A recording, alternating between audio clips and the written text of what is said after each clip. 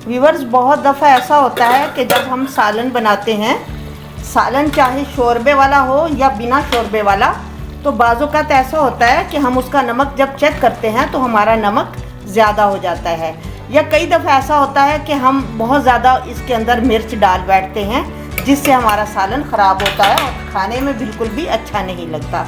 तो आज आपके साथ मैं 2 टिप शेयर कर रही हूँ। अगर आपके सालन में नमक तेज़ हो जाए तो सबसे पहले हम इसका इलाज करेंगे।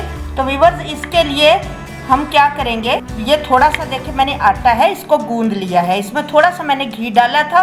घी डालने के बाद पानी के साथ इसको नॉर्मल जिस तरह आटा होता है उस तरीके से मैंने इसे गूंद लिया है। अब गूंदने के बाद इसकी हम एक टिक्की सी बना देंगे। इस टिक्की को हम इस तरीके से सालन में शामिल कर देंगे और सालन को 5 मिनट तक पकने देंगे। 5 मिनट के बाद हम इसे निकाल लेंगे। इससे हमारा नमक बिल्कुल नॉर्मल हो जाएगा। इसी तरह व्यूअर्स, अगर हमारे सालन में मिर्च तेज़ हो जाती है तो वो भी हमारे लिए बड़ी परेशानी बनती है और बड़ा बुरा फील होता है। तो मिर्च को कम करने का इंतहाई आसान तरीका है।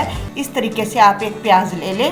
प्याज को आपने बारीक बारीक चॉप करना है, मतलब मोटा नहीं रखना, लच्छेदार नहीं बनाना, बारीक बारीक चॉप करना है। आप चॉपर में कर लें या वैसे ही छुरी के साथ कर लें।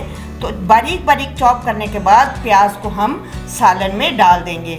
थोड़ी देर बाद ही 5 मिनट तक पकने दें और 5 मिनट के बाद हम देखेंगे हमारी जो मिर्च तेज़ हो चुकी थी वो बिल्कुल नॉर्मल हो चुकी है।